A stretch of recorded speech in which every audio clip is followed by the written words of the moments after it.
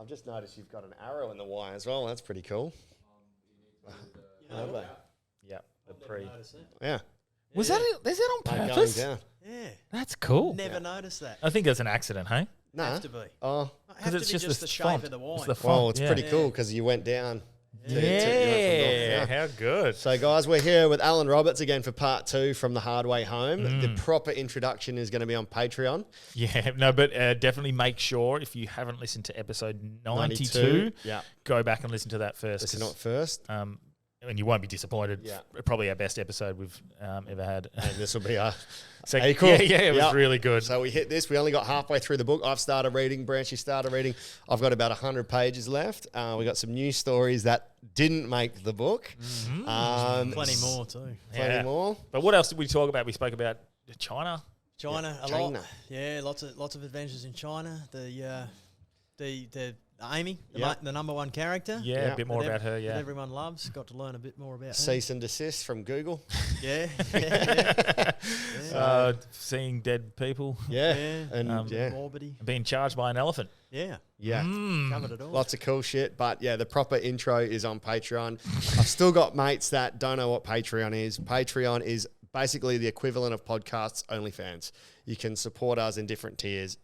So, for example, if you're a top-level Patreon, you get free entry to Who's Rhyme this Sunday. So yeah, and then you get extra bonus episodes, bonus content, free merch. Well, not free merch. It comes with it. So there's about 3 bonus eps up that will never be released on the mainstream. Yep. And, free tickets or discounted tickets to events we do, which is now a good time. Friday the 29th of July, we're doing a Hard Yarns Patreon show at West Perth Footy Club. That's right, up the top. VIP, hard as fuck. You guys will get free tickets. Everyone else will be getting probably half price. Cool. And if you want to put any sort of sponsorship or anything, hit us up for this little part of the show where we do our intros. We try to get some sponsors on for that. So hit us up, DM, and we can help you out. Cool.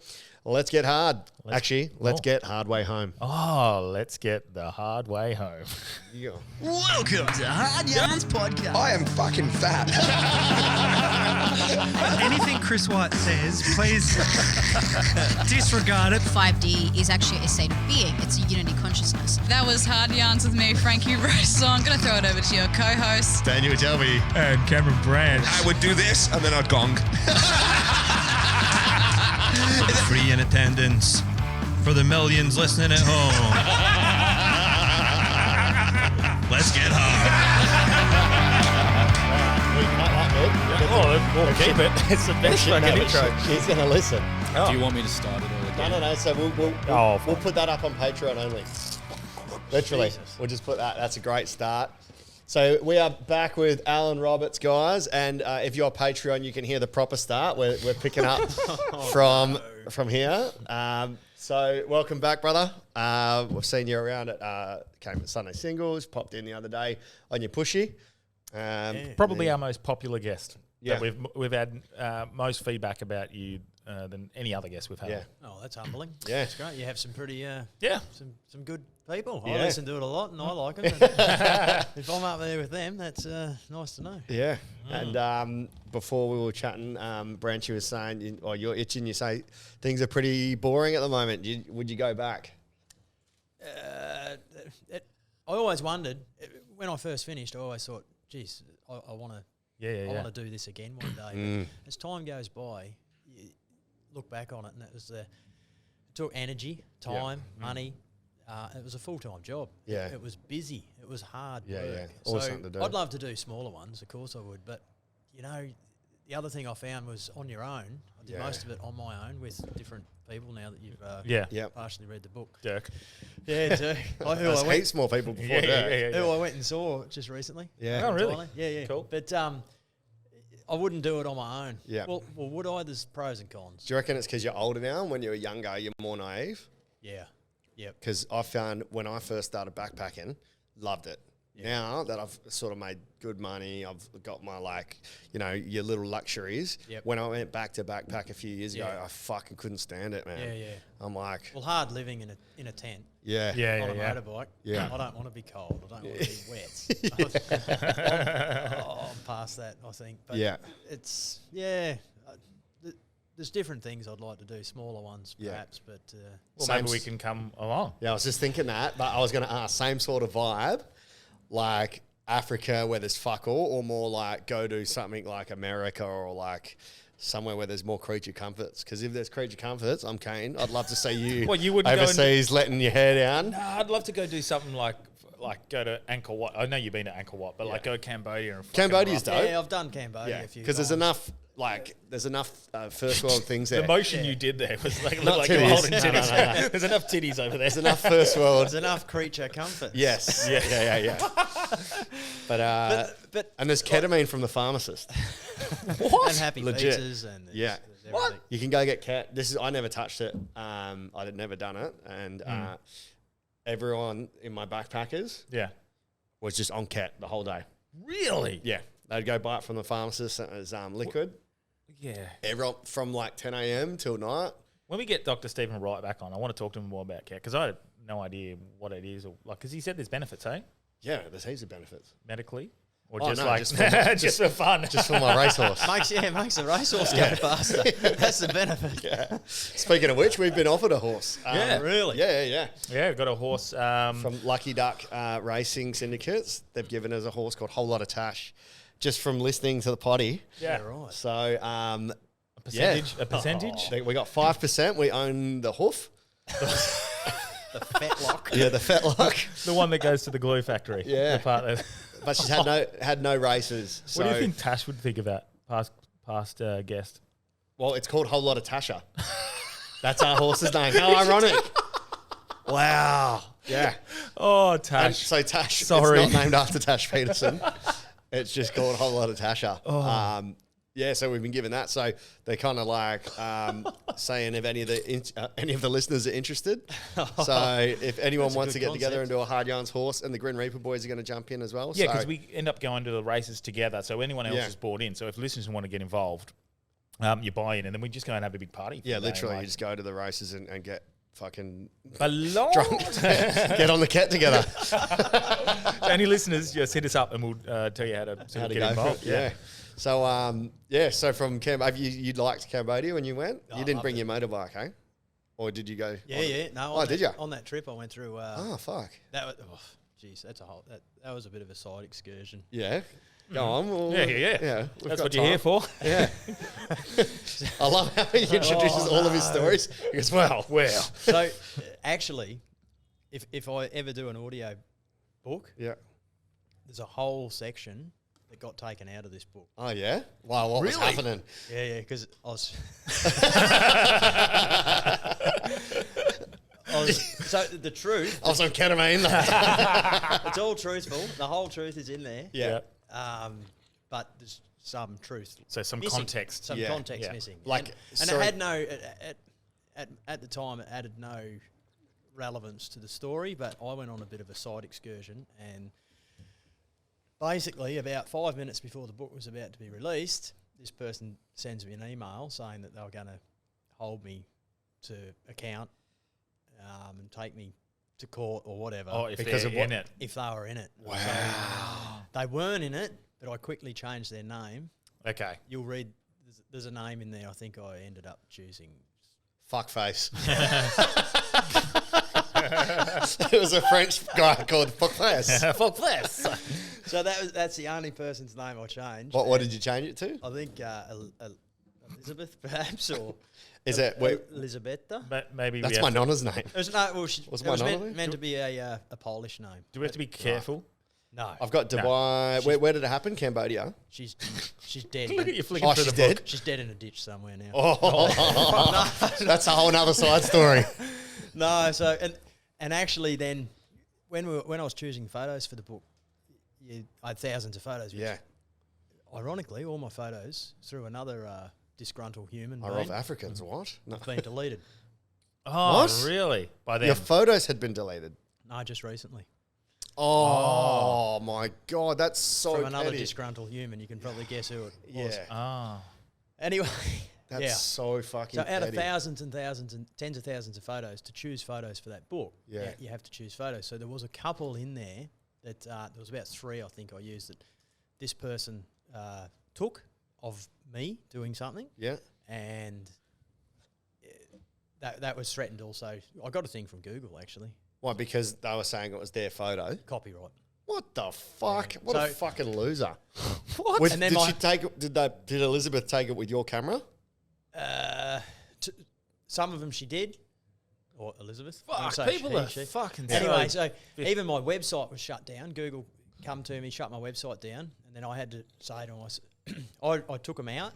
They were just simple photos. They weren't great nothing. Photos. Yeah. And I said to Google, I said, look, I handed my camera to, because she claimed there was X amount of photos, and I said I handed my camera to no less than 1,000 odd people around the world. In all kinds of countries, Uganda, Kenya, all these kinds of places, to kids, to adults, to anything, to hey, take a photo of me. So I said this could. So this person has made it so it's their property because they took the photo. They claim that they took the photo. So I took these 3 photos out. Yeah, done. And why? Is this a disgruntled ex-lover? Let's post it on Patreon. Is this a disgruntled? Is this somebody you ripped off, or is this where the side story begins in Cambodia? It started in. Do I go here? It started in Mongolia. Don't go anywhere you don't want to go. Yeah. We don't want you to get in trouble. Yeah. But I'll never if get it's in trouble. juicy. Yeah. I'll never get in trouble. Oh, good. Okay. Well, Is Polish. I haven't heard. This is. Mate, we're big in Poland. Yeah. Yeah. So I was with Dirk. We met this girl. And this is all allegedly anyway. Yeah, that's right. So it's all content. It's all content. It's alleged. Yeah. So we were lining up. We'd had a big night on the Terps, Dirk and I, and we were lining up at the Chinese embassy for the 4th or 5th different country to get out. No one was getting Chinese visas because it was the Olympics in Beijing. Yeah. And she was in line, and she was a backpacker. And of course, here's these 2 guys. These 2. That was Dirk's wife.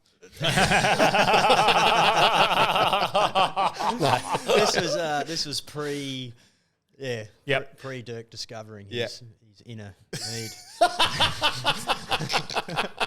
If you haven't listened you gotta listen to part episode 1. 92, go back and listen to 92 first because you might get a bit more So there's context. 2 guys. So, and she's just thinking that, we're just in general conversation. This is what I'm alluding to. Yeah. And she's just thinking, wow, these guys are, they're riding motorbikes around the world. Look at these guys. They are just true adventurers. Is this what's the monologue in your head? Yeah. Really, it was just going, God, these guys are hot.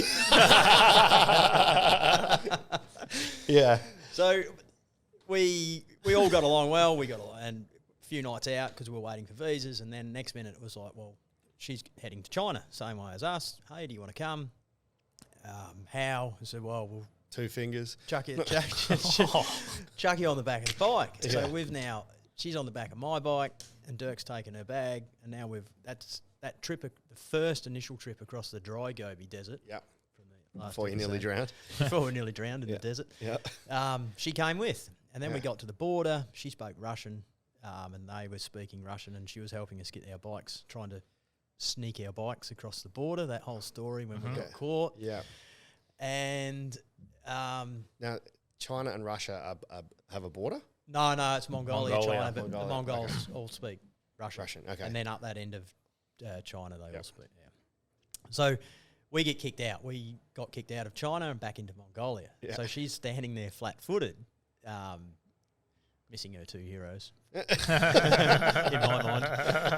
No, so she continues her way, and that's all it was. That's it. And then we go back to Mongolia, and then a few weeks later now we're in Xi'an.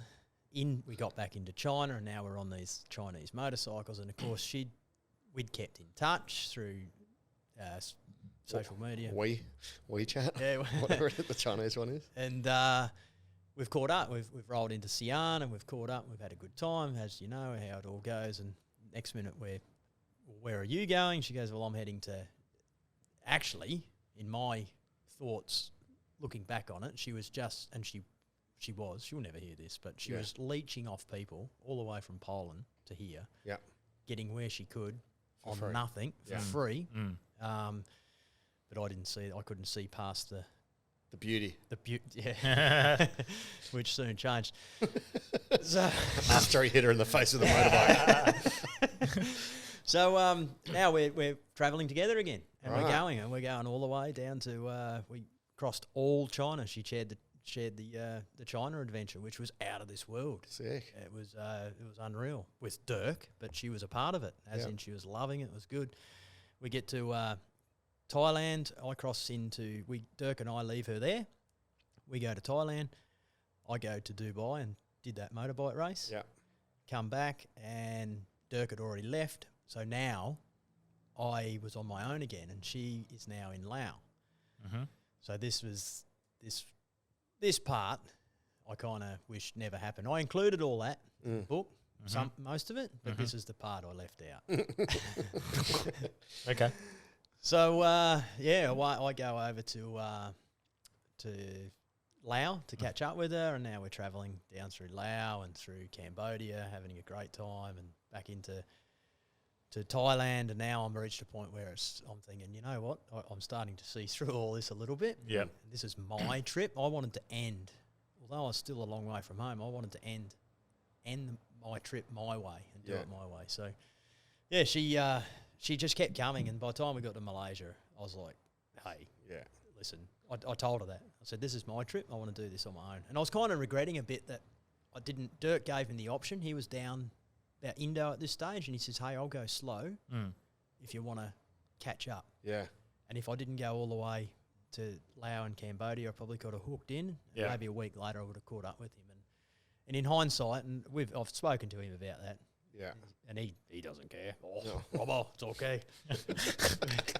But it would have been good. But I had this romance of doing it to finish this on my own. I'd come so far for 2.5 years. So I got rid of her, and now I went. And she waited a few days, but now she just kept following. She's emailing. We left as amicably, as in it was just friendship. And she's, where'd you stay when you got here? And then I get all the way to the end of Indonesia, and it was rainy cyclone monsoon season, so the ferries were delayed, and who catches up? Oh, no. She does. Yeah. So I left again. I just kept going. It's like wedding crashes. Yeah, now I'm on a boat across to Darwin from Timor. Then I'm staying at a mate. I hung out with him for about 4 or 5 days in Darwin. And, of course, she's catching up and say, hey, when I get to Darwin, where do I stay? So, again, just friends. And I said to my mate, hey, there's this person coming. She can stay. I leave, she stays. I go to Adelaide. She just kept coming. She's like Predator, mate. She's following the smell. Yeah. She got in trucks. She hitchhiked down. Jeez. She's very resilient, I guess. And now I'm in Adelaide waiting to cross the finish line, and she's arrived in Adelaide because I had to wait about a week. Is she in love with you? No. No? Right. Not now. And then now she's in Adelaide. It's like, and so she's asked to stay, and she stayed. And But at any point, could you have just not responded, and she just wouldn't know where you were? probably. Yeah. But he's too nice. He's just So nice. she's the leech and just, this guy's got money. I'm going to take all of his. So she ended up coming all the way to Allegedly. to the finish line. The guy I was staying with gave her a lift there, and she was there before I was, because that was the idea. They went there first and waited for This him is to the cross. plot of And it's Terminator like, 5. oh God, would you kind of? Yeah, I could have said go away, but it wasn't nasty. Yeah. It wasn't bad. But then in the end, I said, hey, you've got to fuck off. You got to move out of my house. I live here. You've got to go. Yeah. You've got to get on with you. Yeah, 'cause You're on this world trip of your own. Yeah. I can't keep babysitting you, and Yeah. kind of she didn't really like that. Was she the same age as you? Yeah, pretty much. Maybe 2 or 3, 4 years younger. But she was getting. Because there's an ego check as well. Being told that you don't want them around Yeah. you. That's almost like, But if they're is that because of freeloading- me? And then it's not because it was her. It's just like you want your If your they're own freedom. freeloading off you as well. Yeah, that Blatantly and Yeah. not acknowledging that that's what they're doing. And When I'd just finished this thing. I'd Yeah. finished this thing, and I was going through my own stuff. Yeah. I'd been going somewhere for 899 days. Yeah. I'd been going to that point. Yeah. The farm in Victoria, and then all of a sudden I woke up the next day and I got nowhere to go. It was like, whoa, that was a big. Well, you got a free fruit picker for you. Fuck. So I left all that out because we had a lot of fun at different parts. Yeah. Some crazy fun. What did we hit on China last time? What did you do said through China? You said China was awesome. Awesome. Well, Did you see any bats at a wet actually, market? Side note, before I forget, because I want to ask this, I'm going to Thailand towards the end of the year. Yep. Where does Dirk live? Pattaya. Okay. Which is, Yeah. it's very family oriented. I don't care. I'm going. I'm going there by myself. Yeah. Like, because my mum and dad are moving over there, so I'll schedule up a little. Like, could you imagine? Come over. Like, we'll go over and we'll go have a few beers with Dirk. I reckon there'll be listeners that heaps of Perth listeners go to Thailand. Yeah. I reckon Dirk might be an unwanted tour guide. I need a photo with Dirk. Yeah. It could be the next tourist attraction. I'm going to do what she did to him and just leech off him and go, hey, mate, you got a place to stay. Sick. What year was the Chinese trip? So Beijing Olympics 2016? No, I got back in 2008. 2008. Beijing Olympics. Fuck, Yeah, wow. Time flies. But That's so... So at the time, they were only giving out, usually you get a visa, but you had to prove everything. You had to show accommodation, booked. So you couldn't have a fake You couldn't do the official passport. The amount of fucking borders you got through on special business. A very important business. Like the Chinese would be like, no, can't. We know what your business is. We're the one that fucked up and gave you the passport. Yeah. So, and usually you got 30 days, just like a lot of countries. But so Dirk and I just went in and we made up these false things and allegedly and booked all these things without only had a small deposit, a $5 deposit, and we just went, right, we've got 14 days or 15 days or whatever we put, because we didn't want to pay too many long deposits. The next minute we get our visa and they've put exactly what we've asked for. So we've rolled into China and we've got a limited time now to cross this country. And it's a long way. Yeah. And now we're on these little 150cc Chinese motorcycles. So you had to leave the mothership at the border? We flew them from Ulaanbaatar. Yeah. Put them on a plane to Bangkok. Right. So we packed them up. We left them in a container in this yard in Ulaanbaatar, thinking, well, are we ever going to see? Where's Ulaanbaatar? Capital of Mongolia. Okay, cool. That's my geographical knowledge for the day. Good. What, after reading the amount of cities and countries, are you clued up super geographically now? Like in your head, you're like, know all the countries. I used to be able to rattle off all the countries. Yeah. One after the other where you cross, because people ask you your story when you're doing it. And years after, it takes a little bit. You got it at quiz night. Yeah. Yeah, I'm good at geography. Yeah. Yeah. Sorry, you flew them back over? Yeah, so they were on their way to Bangkok, and so now we had to cross 8,000 kilometres. Is it north to south? Yep, north to south. So we set off, and when we bought these motorcycles, we go into the shop, and the language barrier in China is something else. Any other country, Vietnam, Thailand, wherever you go, even if there's a language barrier, everything, one means one. Like the symbol with your finger is one, two is two, three is three. Pat your belly's food. Suggest you want a drink is a drink. China is point at the dog for food. Yeah. What was one? Well, I think it's something. It's another gesture with both hands. Yeah. If you go like that, they've could be like just putting the road finger. It could be like. Wow, I never even thought about that. That's why they started undoing I'd go. their That's one, and then that's two, and then it's three. Yeah, but So the breakdown in communication was. So we go into this motorbike shop, or just a little shop. It's not a motorbike shop like we imagine. And there's 3 or 4 of these bikes lined up in different parts of being put together, and everything's made in China. So. Yeah. So we just go, right, we want 2 of these. It was $500 US each. Whoa. Oh, for the bike. For the bike? Yeah. So we get one, and Dirk takes one for a test drive down the road. Well, 1 wouldn't start, 2 would, or 3. He gets on the 1, takes it for a test ride, and he's screaming down the street. And they had a gearbox where, for those that don't know, usually on a motorbike I should know, it's 1 down and the rest up, 4 or 5 up, and then to come down anyway. These gearboxes just went around in a circle. You just went down, down, down, and if you went down too far, you went 4th or 5th time, you went back to first or neutral. Fuck. So he's flying down the street, full speed. Thinks he's going up another gear. And he goes from top gear at about 80, back into first. Boom. Back wheel locks up. broke something inside the motor. This thing is dead. And he's just looking at me and Dirk being Dirk. He's just, oh, this one's not working. Oh, want to go visit Dirk.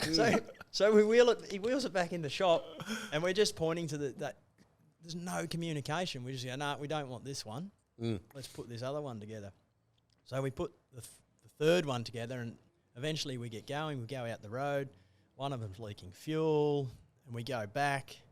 They change the carburetor out, and anyway, so we've wasted one of our precious days just sourcing these motorbikes. What was the ultimate way to communicate in the end? Point pictures? So the biggest problem was pictures. So we ended up walking. We'd pull over at a restaurant. When you say restaurant, like at an eatery, and we would walk in the restaurant. Everyone would look at you because we went through China where you did not see a Westerner. It is China. Yeah. And we'd walk straight in. They'd all look at us, and then we'd walk straight through, past the counter, out the back into the kitchen, and we'd look in the fridge. What? Yeah.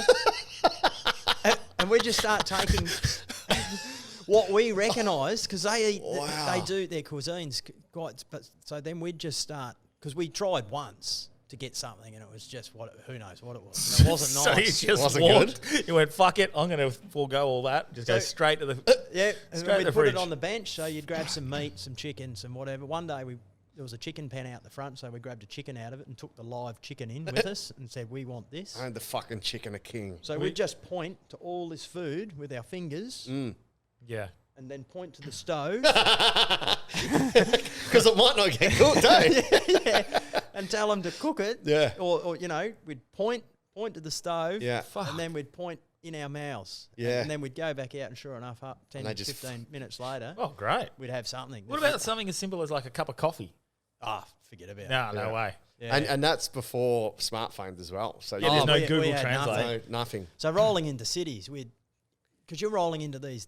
Very Western just to walk in and just own everything and grab what you want. Yeah. Rape and pillage the fridge at the back. Fuck. So you'd roll into these cities that have got 10, 20 million people or whatever, and you can't read the signs. There is nothing. And our maps and things, it's pointless.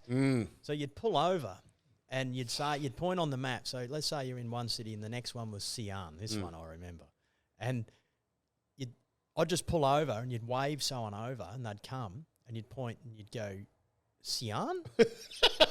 And they'd look at you. Like, no, and Lee. you go, Xi'an. Xi'an? And they're just looking at you. Dead. So you'd have, by the time you, Xi'an? Xi'an. You're going over everything. Sound like a donkey. All the inflections. And then all of a sudden you'd go, Xi'an. And they'd go, oh! Xi'an. That's amazing. It's like, I swear I covered that one. Yeah.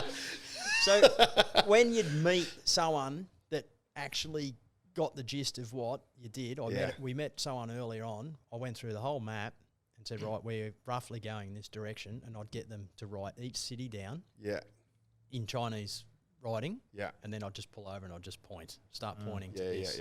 And they'd just go like that. But you could only go across town a little bit, and then you're pulling over again because you're coming to intersections and things, and so you'd pull over again. So you'd roll into these cities, and it'd take you half a day to get out the other side. Right. I don't know.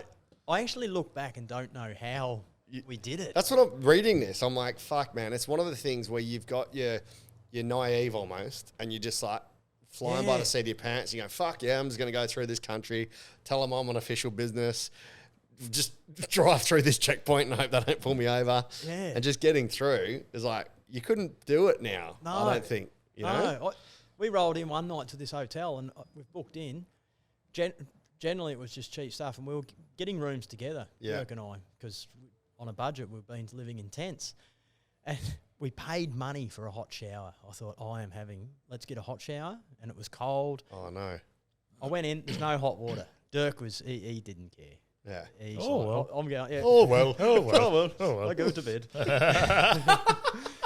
So I said, I went down to reception, and they take me into this big room downstairs, and it's a wall. It's like a football change rooms, or style, a big room, tiled floor, and then along the wall there's about 4 or 5 shower roses with no partitions, no curtains, no nothing. I didn't care. Yeah.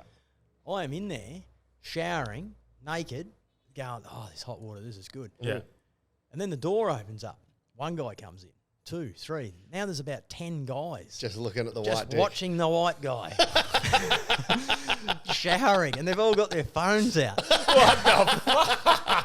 This is OnlyFans origin story. And I'm looking at him going, it's pointless. But I'm going, I'm waving my finger going, you can't do that. Yeah, but in Hey. Chinese that means, Keep do going. more. And they didn't care. They were just smiling, looking at me, taking photos, taking videos. And wow. I didn't hide. I just stood there in full view and soaped up and Here you go. gave them something to look at. Fuck yeah.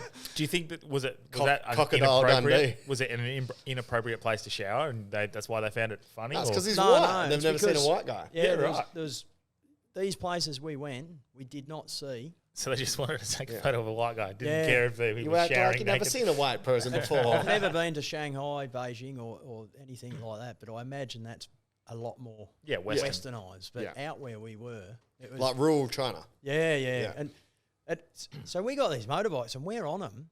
There's no number plates. We had no rego. We had no licence. We had nothing. And we're getting stopped by the police now, and they are wanting. They're wanting a photo of you No. naked? Oh, it was a big problem. Really? They're asking questions, and we just went with the rhetoric, and this is crazy. We felt like Jedi Knights, but we're going. Official business. Beijing says. We said we rang Beijing. Oh my God. Because they love authority. Yeah. They really loved authority, and they could communicate a little bit. Some of them. We say Beijing said it's okay. We're on our way to Beijing, and we're going to get a license, and we're going to get number plates. Beijing's not even a person. It's a fucking city. Mr. Beijing. What is it like? yeah. You were going to get some orange sherbet. Austin Powder. Well, and they were like, oh, okay. In the end, we had lots of, there was a lot of backwards and forwards, and we'd have crowds of hundreds around us just watching this unfold. Wow. And I wouldn't tempt to do that today. Yeah. Is this like because lots of villages and stuff around? Like, because you're going through the farmlands, Villages, I guess, but some of the big cities out there are big. There'd be 20 or Yeah. Well, yeah, that's right. Yeah. So we're going through all kinds of things. It was mainly the cities that the police would stop us because of traffic lights and stuff. But was red still red in China? Or do people salute the red? no, it was Does red actually. still mean stop? Yeah, And, it wasn't too bad. It wasn't red, green. too out of control like that. But well, there were some instances. But yeah, I don't know how we. And another big problem was we couldn't go on the motorway. So once we got south, it's all mountainous. It's so beautiful. The first half of the country was depressing. I thought, in the sense that it would be 2 o'clock in the day and you couldn't see more than 100 metres in front of you because of the pollution, the smog. They'd switched everything off over Beijing side for the Olympics to clear Beijing the air. said. Because Beijing says. And they switched all the power generation on in the central part. And that it was depressing. I used to think, and here we are in our countries trying to not burn a plastic bag or whatever to save the world. I thought we have got no hope. Yeah. It was depressing. This is what Cam McLaren says as well. Yeah. He's like, we can It do makes whatever we no want. difference. Yeah. If China doesn't stop what they're doing, it's not. It's a minute percentage. That's exactly how I felt, and I just felt it was really sad. And we can't use that on TikTok because it will get taken down. Yeah. Thank you to our Chinese. What did overlords. you find? Did you buy any like knickknacks in China, like electronics and all the cool shit? No, I wasn't Nothing? there for that. Yeah. We just had to move every day. Yeah. And then once we got to the south around these mountains, it's all their highways are in the sky. It's amazing what they've done. Because instead of going around the mountains, they just cut through mountains and tunnels and raised up roads. That's pretty smart. But we couldn't because we're on motorbikes. Yeah, right. So we had to follow down below. And it was taking us, what might take you 100 kilometres on these old or very small powered motorbikes was taking us 3 or 4 or 5 hours. Yeah. So we were running out of time. So in the end, it's like, screw this. Go on the motorway. Yeah. Skyway, baby. So we'd go. And sneak. The boom gate was just wide enough. Fucking Not the first time, but we'd line up the boom gate and we'd go flat out. And you'd go through between the boom gate and the box, and our mirrors stuck out a bit too much, and both of us slap, smash both our mirrors, hit the boom gate, and they are the Chinese, the operator, they're on their whistle. Yeah. Beep, beep, beep, beep, blowing, and we'd go, and Yeah. away we'd go. And we'd go for as long as we could, and cars are going past us going, what are these guys? Yeah. And then we'd have to get off, and you got to get off through a boom gate. And the same thing, we'd come off these off ramps and through these boom gates, and they'd look at you in shock and awe. So we were doing this for a couple of days. Is that because you think it's such a authoritarian state that people don't break rules? They don't break And the is rules it because like motorbikes weren't allowed on them, or you just didn't have the permissions to go in? No, big sign, big cross, no motorbikes. Doesn't matter what Is this size. like an autobahn sort of thing where it's faster? Yeah, it is fast. I'd love to see the most wanted sign, and it's just him naked in the shower. with a motorbike helmet on. Oh, fuck. And these things would only do 80. Yeah. We spent a few days. Which is why you weren't this. allowed on the... Yeah. Okay. And then one time we go on and we go up over the... We're on, we're going, and we went up over the rise, and now I think Dirk's got a flat tyre and his bike's all over the place. And we thought, we cannot fix this tyre on the motorway. So we turned around, and now we're coming down The wrong way. the off ramp, and the guy that was just blowing his whistle at us, and this bike's wobbling all over the place, and we've just come back through, waved at him, hello, straight back through. Fuck. Another day we go through, and I could hear sirens. I thought, here we go. And I looked at Dirk, and we looked around. The cops, they're on us, and they are screaming over their loudspeaker, all in Chinese. They were angry. We eventually pulled up, and they've opened the car up, and they've come at us with their batons out. Fuck, bro, you're so lucky you didn't disappear. And I'm saying to Dirk, I said to Dirk, I started to take my helmet off. I said, quick. It was like, keep the helmet on and get hit over the head. That'll be okay. But then I thought, let's get the helmets off. Yeah, so they can see that you're we're Western. Stupid Westerners. Yeah. So I said, quick, get your helmet off. They're coming at us with pace and anger, screaming. And got the helmet off, and they pulled up a bit, and they were quite angry. And we completely, we didn't know. Yeah. In the end, they escorted us. Beijing said. That didn't really work. We didn't know. And then they've escorted us off, and now we're lining up, getting photos taken. Oh, with the cops. Yeah. We've seen you on WeChat, sharing naked images. He was like, Barry, the big black dude with his cock out that everyone sends? He's Chinese Barry. You're probably a meme in China. Is that his name? Barry? Yeah, Barry. Fuck, man. Fuck. So that was what? So all of China was just dodging traffic, translating, getting to the mountains. Yeah. So it was we went across a bridge one day, and just when we weren't looking for adventure, but all of a sudden it hit you right in the face. Dirk, I remember one day Dirk was in front, and this truck, cars are all over the road and they're dodging potholes, and this truck, Dirk's coming up on it, and I'm right behind him, and this truck slowly veers over to the other side of the road, and it's trapping Dirk, and there's a guardrail next side, and he is gone. He's on the brakes. They don't stop. And I'm right behind him going, whoa. And his horn didn't work, so Dirk did a lot of screaming, just yell out at people. I'd be riding next to him, and all you'd hear is, whoa! Anyway, he's gone off, slammed into this tree, hard enough to break his headlight. And then On the Skywalk or down? No, this is down on the lower roads. And now I've come in behind him, and the story he tells is brilliant. He's like, well, I knew Robbo was following me. It was just a matter of time before he slammed into me. And then, because he's sitting there, he's just hit this tree, and then I've come right up behind him and smashed into him. These bikes, we nicknamed them the vibrating toothpicks. Because we'd ride along. That's what I call my dick. Toothpick. And they just would fall apart around us. Things would vibrate off, and they were just falling apart around us. How we rode them, 8,000 kilometres. Jeez. all the way to Bangkok. Did you have to get new parts along the way? We had to get a new shock. One of the shocks snapped in half. Yeah. Just little things to keep them mobile. Because that's what I found the hardest reading is like, fuck, man, so much shit goes wrong with your bike. You've got to bring everything spare and hope to find stuff on the way. Like, I didn't realize there was that many motorbike places that you could get stuff.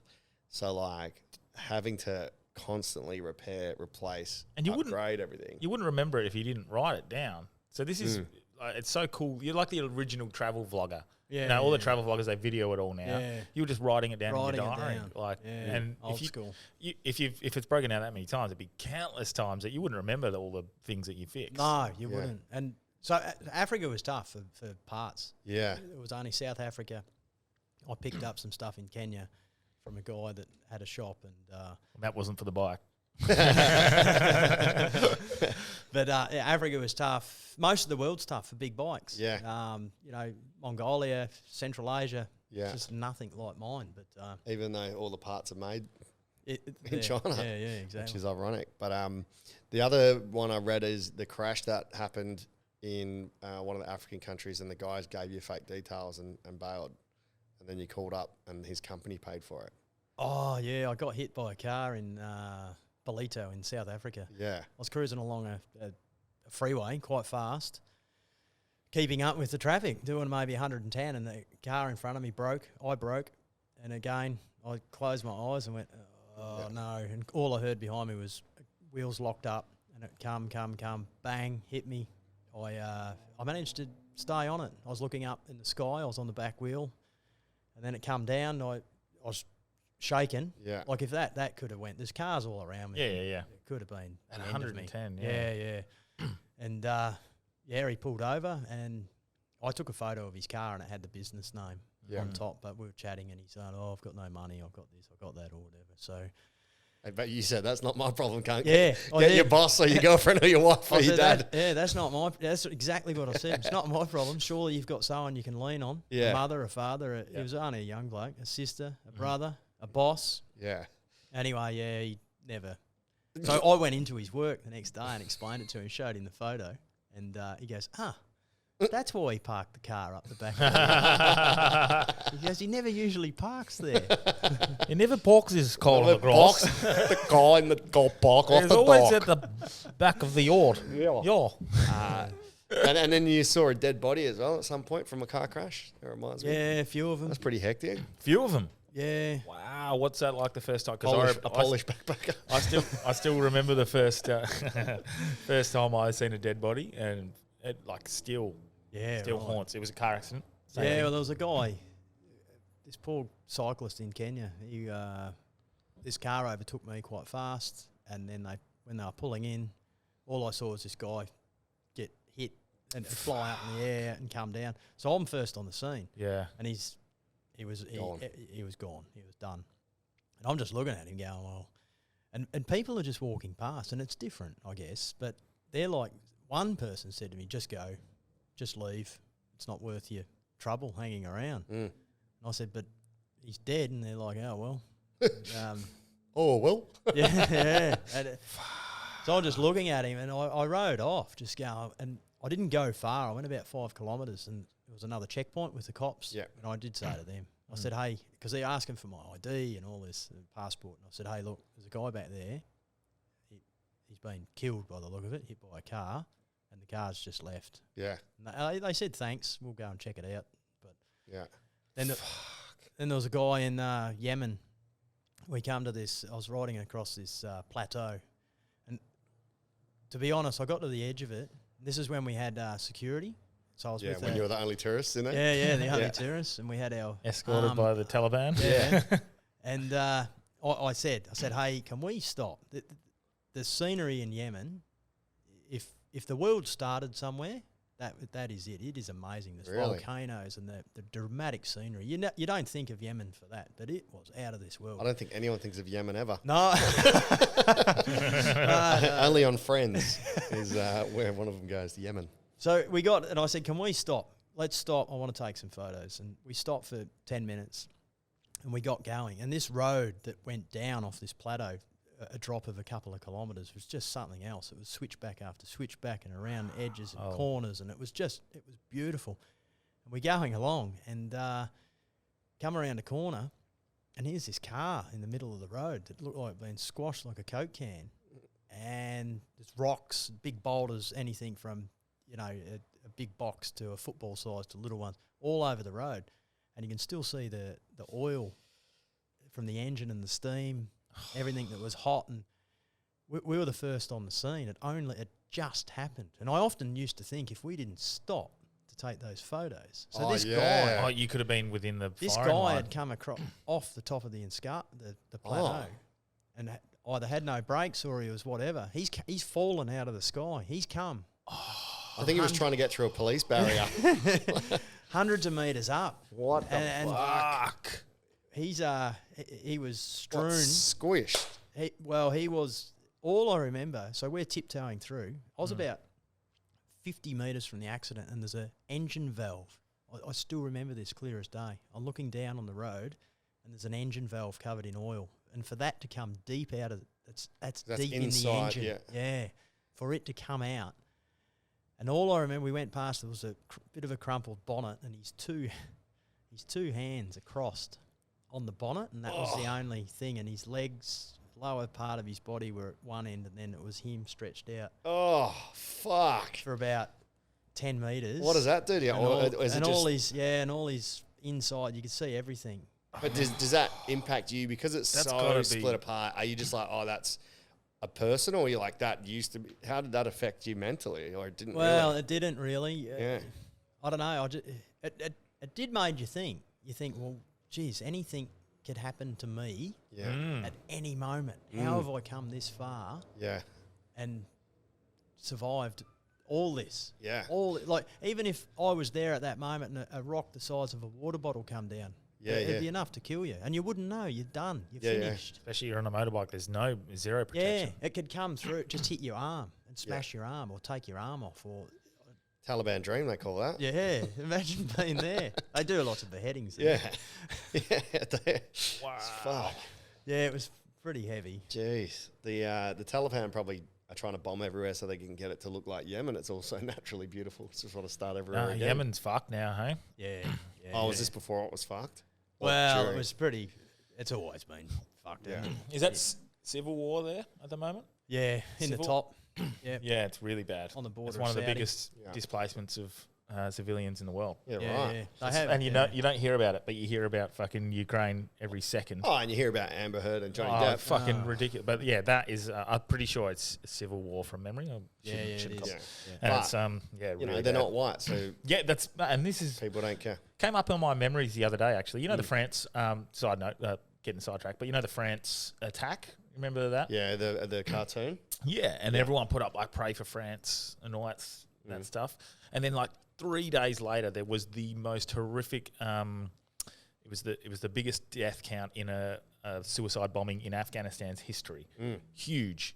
Didn't even fucking make the news. Yeah. And I put up this post. It was in Yemen. Yeah, it was. I put up this post, and I was like, hate is hate no matter where it is in the world and whatever's happening. Yeah. Everyone's posted fucking pray for France, pray for Paris or whatever it was, and fucking not one thing about that. And it's not their fault. They just don't hear about it. No, this thing that you just said, they're not white, so who gives a fuck? Like, I don't think that's the way we want the world to work. But it's fucked up. But regardless, so that was just something like that. That wasn't the first time you were on TV either. I put a little dog ear out and it's reminded me that you were with a hot chick. Me? Yeah. That'd take an act of God. It was, she was like, she wanted you to be on a news story or something? In Nigeria. Yeah. You were loving the little Nigerian, one of Liz Cambage's friends. Liz Cambage wouldn't have thought she's that hot. So what happened there? They made you do TV news or something in Nigeria? Yeah, it was their sports channel. We're just in a shop and this girl runs in the shop. Her name was Amina, the African girl. She was a popular singer in Nigeria. Right. Yeah. She had her own. We went into a store and here's a CD. She was like a top 10 or whatever. Wow. Yeah. And she says, my mum does TV. Who are you guys? My mum does TV. Who are you guys? Where are you headed? And we were on our way out of town. She said, "No, can you stay?" They put us up in a hotel. Put us on the news. It's an interesting story. So it's yeah. So we went in and paraded in front of them, rode the motorbikes around. Do you have any of that footage? No. I wonder if that could be tracked down. I imagand that. That'd be great. What were they was asking it? you? Where was it? South Nigeria. In Ibadan, the capital. Yeah, Okay. yeah. But Dell, the guy that you've read about, Yeah. the English guy, who kind of talk like this. He a funny guy, but he had this joke, and the Spanish have the same joke, and it's not that funny. Is it a racist one before we go any further? It's about a guy on an island. He's been stuck there, and someone else joins him, and this guy's been there for a long time, so he tells this guy, "Hey, you got to watch out for brain picker birds." Brain picker birds. Yeah. And he's telling him, what do they do? And he says, well, if they come, you got to bury your head in the sand. Otherwise, they'll pick the brain. Pick the brain. So, of course, he's standing there one day and he sees his opportunity, and the guy goes, well, watch out, brain picker bird. So this guy buries his head in the sand. Fuck off. It's a Spanish joke. Yeah. Which in their language probably sounds a lot better than Aussie English. And guy drops his pants and goes up behind him. Fuck! As an opportunity. he's into him, right? This is the joke. Fucking hell. And the guy yells out, you brain picker birds, you'll never get to me through there, or you'll never reach my brain through there. So anyway, we're in brain this. dickers. We are there doing this. I feel like Dirk would have gone, oh, well. Possibly. Yeah. So we're there getting interviewed by this sports reporter. And they're going around the circle and they ask a question. They direct one at Dell. And they go, so is there anything that you've been afraid of here in Africa? And it's all serious. And he's like, yeah, well, you got to watch out for the brain picker birds. And the reporter, the interviewer, she didn't know where to go with it. And the other, there was a Spanish guy and myself. I am I am just trying to keep it. I thought, I can't believe you just said that on TV. And she just threw another question because she just didn't make sense. He didn't do the story. He didn't do the joke. No, he didn't go into that's the story. pretty fucking meta. That's pretty funny. I love that. That's some of my favourite stuff when you get live. Well, you get live people getting interviewed, and then the reporter has to just deal with it. Did you see?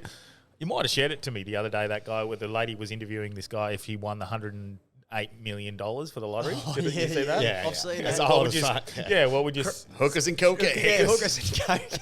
Okay, that's not the answer I thought I was going to get. I'll move on. Yeah. Or have you seen the Lebo dudes do the news interview? They're like, oh, he took all his gear. He goes, yeah, his gear. Took his pipe. Took his baggie. He's fucking so funny, man. Mate, some of those things are the best. Like, the fucker in the pussy? Yeah. Stuff like that. Fucker in the pussy. So immature, but fuck, it just gets me when you still see like a live cross to someone, you just hear, fucker right in the pussy! As they drive past. It's so immature. I love it. Fuck. Classic. Brain picker. Okay. The other thing. Well, actually, now you say that because you do the voice there, and we were just talking about how you don't. Before the podcast, we were talking about how you don't necessarily. Is that a truck? Yeah, it's a truck reversing. Fucking awesome. That's a brain picker bird alarm. It's a brain picker bird. You get the times where you can't match the face to what you're describing. So we talked about marching powder. Marching powder. Like we thought it was an Aussie white backpacker, ended up being a black English guy. Yeah. So we're wondering how many listeners, when they read fucking hell, that's like. It's coming in here. In our driveway. How many listeners read marching powder and were hell spun out to find out that Thomas was a black English dude? Yeah. Fucking full strange what your brain does. 100%. Like the news. Is that... Was there... I don't know why I assumed he was a white Australian backpacker. I don't know. I think it's just because he was smuggling drugs and you never really see... an African... American everything that you read or see or movies they make. But I guess that's because we get shown That's right. The white people that get So with caught. a book like that, when you're writing down, do you write what they look like in description? Like, No, you just say No, I don't. where they're from, what their name is. There's so many. Yeah, because you're making an assumption then, and then that's like right.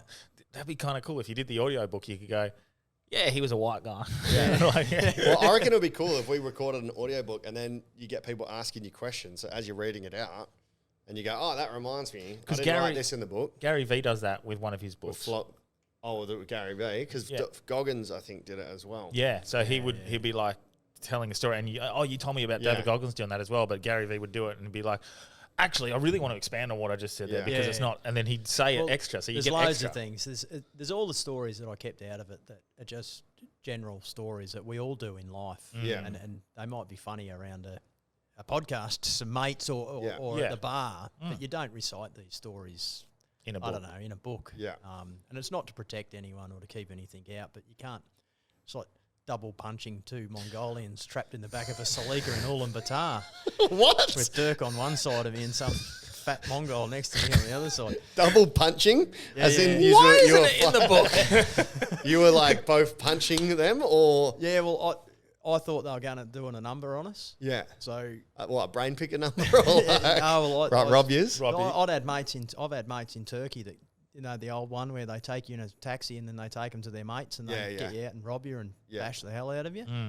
So you're on the front foot. Yeah, so well they weren't going where we assumed, or they were just going. So and was going. this a taxi? No, it was just a lift. There's no like LYFT, like the app, or just you No, were no, getting just backpack a ride. like a hitchhike? I don't know. We were in a bar. We ended up in this car. I don't know how the hell it Bars, happened. cars, and Yeah, automobiles. I don't know. There's this Mongol girl that ended up with us, and I'm in the middle, and a Salika too. There's no rear doors. This was the thing, and all of a sudden now I'm thinking my mate in Turkey. I'm thinking, oh, here we go, and I said, and I've been robbed by someone in Cuba with a finger. You know, the old In the bum. give us your money. Yeah, yeah, Really? Yeah. Yeah. And you just don't take any. Well, I said, not you worth haven't it. got a gun? He goes, you don't want to test if it's a gun on my finger. So, what do you do? Do you think, well, what? Oh, no, you haven't got a gun. And next minute you're bleeding from the guts. And you're in a foreign country. And I was in Cuba and that. So, This is the second Mongolian story in a month. so We might go bigger Mongolia. we're in the back. Yeah, we had a wild time in Mongolia, actually. It is the Wild West. Is it? Yeah, we featured in their charts recently. Yeah, so yeah. Oh, really? Yeah, Yeah, good. because one of our past guests, the train going from, I think, Russia to Mongolia. Oh, Yeah. It lifts off the tracks to check for drugs and everything. yeah. But he had real bad salmonella and needed a ship and yak, but they couldn't because so don't let you out. Nothing. No toilets. No nothing. So he had to fucking get this nurse that was dressed like a sexy nurse, but was actually a nurse. This Mongolian rapper spoke English as well, so we helped him out. So yeah, we went into And I must say, the female variety of Mongolians over there. Yeah. we not living up to the stereotype. No, we've grown up with the stereotype. Oh, it's Mongol. Yeah. They Beautiful. are some of the most stunning people I've ever seen. It's fake on this news to earth. keep them to themselves. Yeah. So you end up in this car. Yeah, so I end up in this car, and now we went past where we wanted to go, and we were just going around in circles, and I don't know where we were, and I was saying to Dirk, I said, "What do you think? I reckon these guys are." And I start telling him, I said, "These guys are taking us somewhere. This is not good." And it is the Wild West there. They are crazy. So he's like, "Yeah," he agreed with me. I said, "Well," and it was so simple. I said, "Well," because I'm telling them to stop, And they keep going. and they just kept going, and they're not talking, and We're being rolled here. yeah, I thought we are getting rolled. Here we go. So I just said to Dirk, I said, I'm going to make a scene. You turned into Dirk. Well, And I time thought to I fuck had shit up. and I thought I had problems. I said, are you ready? And he goes, yeah. He just goes, yep. So with that, I thought, well, the timing's got to be right. So I just their headrests were low enough, and both their heads are there. So I just started throwing both fists at the same time and punching them both in the back of the head at the same time. whilst they're driving. How do you do that? Is that like rock and sock and robots? Like, and then Dirk, he's yelling. He's just he's like, we're trying to act. So I'm yelling, and we're trying to act angry. Yeah. And put fear into him. So we're yelling, I'm punching, Dirk's shaking the driver or the passenger side seat, and this Mongol girl beside me, she's screaming. Yeah. It was just chaotic. yeah. And with that, they just said, okay, and they turned around and took us back to where we come from and let us out. That's so weird. Yeah. So you Maybe they just didn't understand your English. And they were like, what the fuck are they? What? so that They're fucking hitting me. That's weird. So they either bitched out of the the rob. They understood enough English in the beginning because we said we wanted to go here. Yeah, and I said, no worries. And then when we're going, I was saying, hey, you can stop here. Yeah, I'm pretty. I've been robbed in Turkey. Yeah. By a gang of people and marched to an ATM and robbed myself actually. You robbed yourself? You had to. They told you to go take the money out. Yeah, ended up in this place and the old glass of wine for the girl that cost $400. Yeah. Now they've marched me. I ended up running and hiding behind a fridge in a shop. Happened to a mate of mine in Czech Republic. In South America. Same thing. And so your thing is straight away you're like cartels. You think mafias and so I'm not.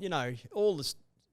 For people listening, you go to they bring you to a strip club, or just something with girls or a bar, bar, and then you buy a drink, and then they just spring it on you that the drink was like $300, and if you don't pay, you get fucked over. Yep, basically. And I thought I could get out of it, but they had people waiting. They threw me in a room, held my arms behind my back, patted me down, got my credit card. Double punched you. Yeah, I snapped that out of their hand, and then I snapped it. Nice. And they found an ATM card, and I thought, right, I'll get outside, I'll run.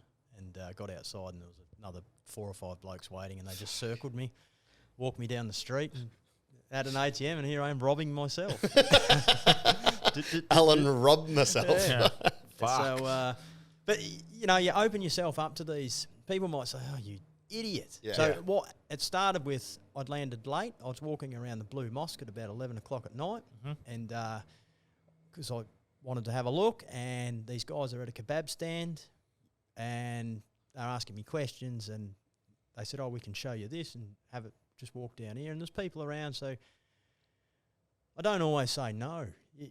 So these bad things happen, but 100 times out of most, you're having it's a good outcome. So I open myself up to opportunity or chance or to experience something. That's what Floridas was saying last week. Garo was saying, just say yes, you don't know where it's going to lead. Yeah, and I've always said yes, and so far it's worked out. I'm still here.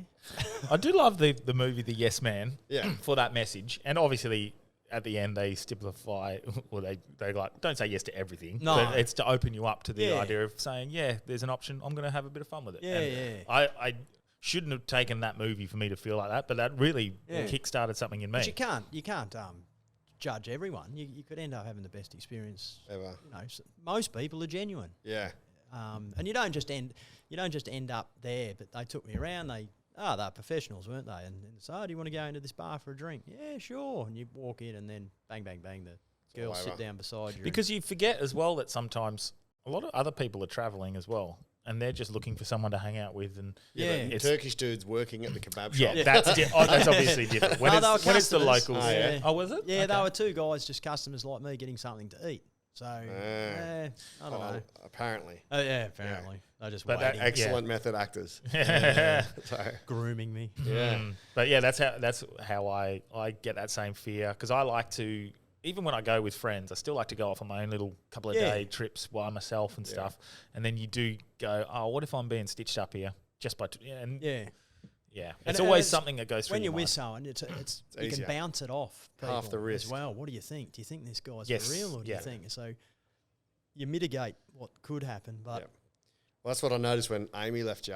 You had those decisions to make on your own. So if you fucked up, it's your own fault. And are you sober most of the time? Because you wouldn't. Yeah, you wouldn't really be able to. If you're trying to spread your money over the whole thing, luxuries like drinking and getting drunk would be very few and far between. I seldom drunk on the trip. South Africa, so now you're meeting a lot of locals, and they're inviting you to your home or opportunities, and conversation's great because it's I got you know, bit of drinking there. When I say bit of drinking, if I was there 4 months, I might have got drunk 2 or 3 times. I don't know. But nothing too.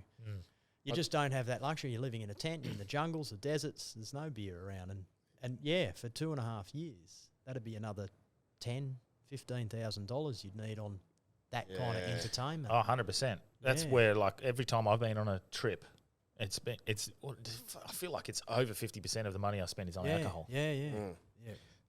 Ridiculous. The thing that really resonated when I was reading is that loneliness that when Amy left, that now you're on your own.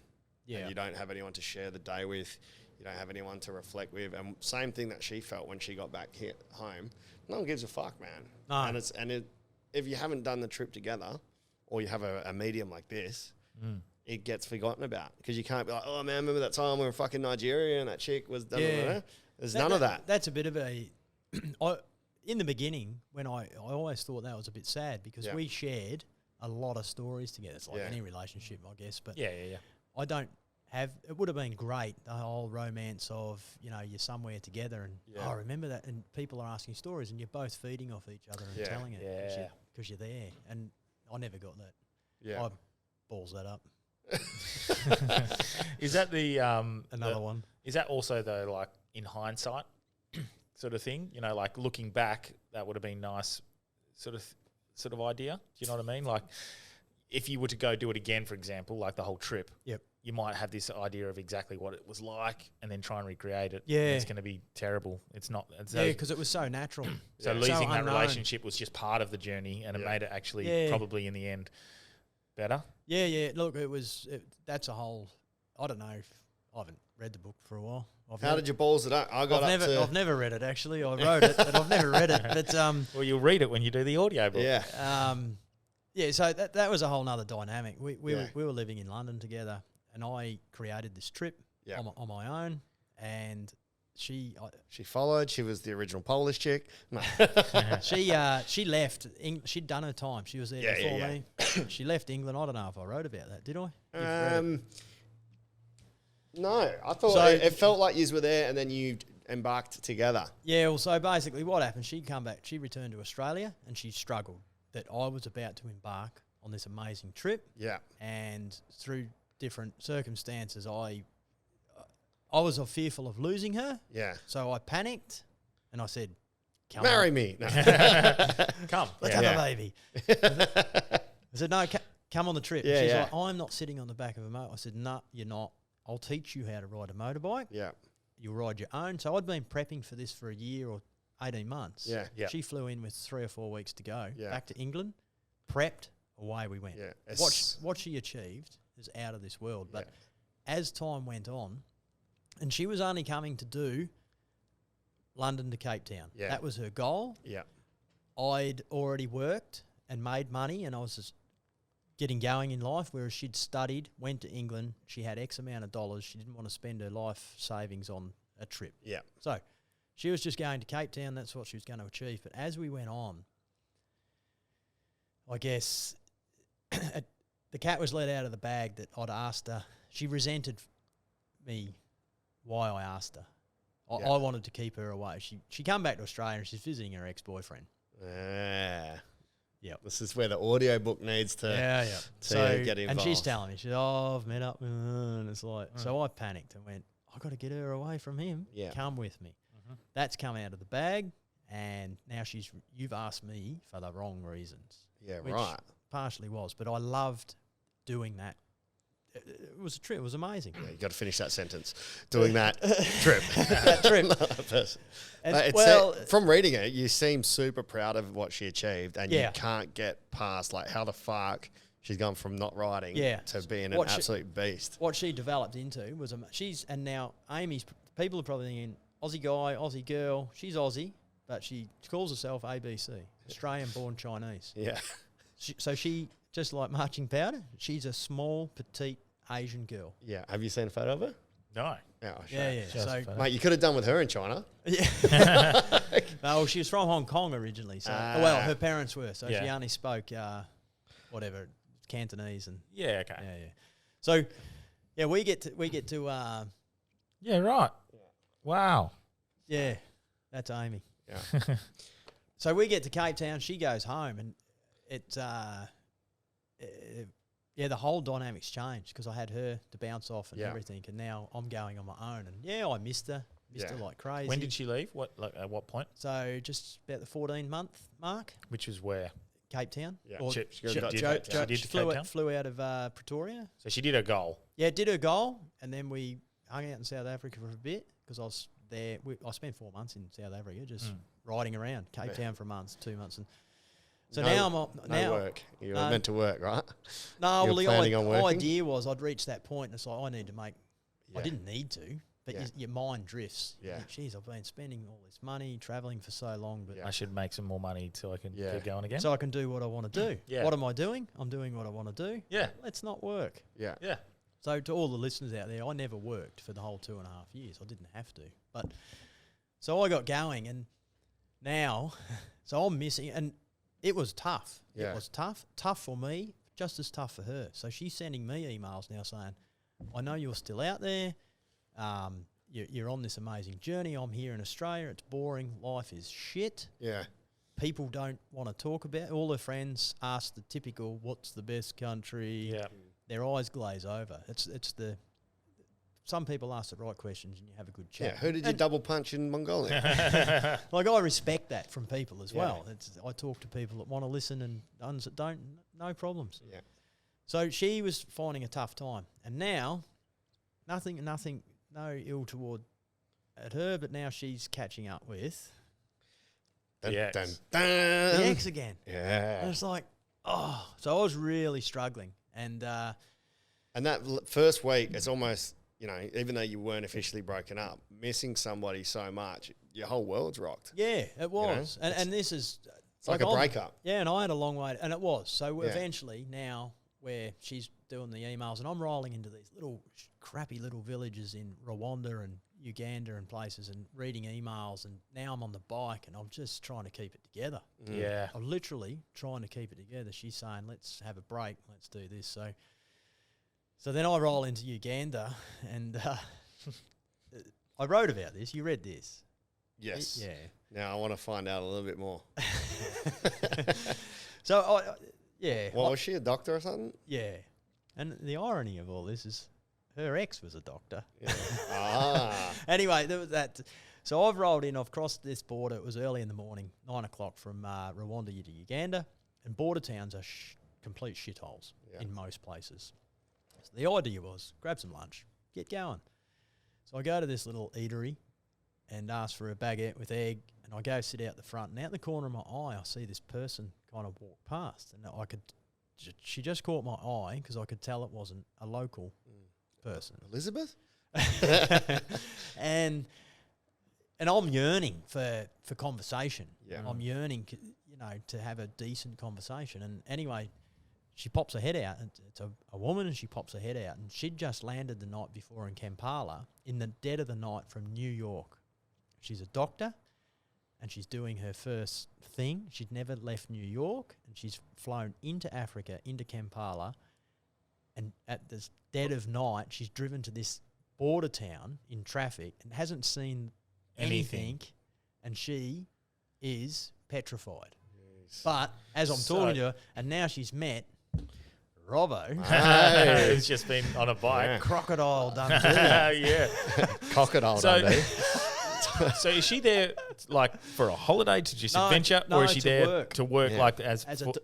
And you're thinking it's time to tame Kampala. And well, it was called Kisoro, this little town, and I'm going to go, and I could tell she's latching on to. She was yearning conversation. We needed each other, to be honest, as much as I needed her and she needed me, and we are just chatting, and it was really. It was lovely. Did you kiss it all? Or what's it? Kiss a door? So, kiss her all. Kiss her all?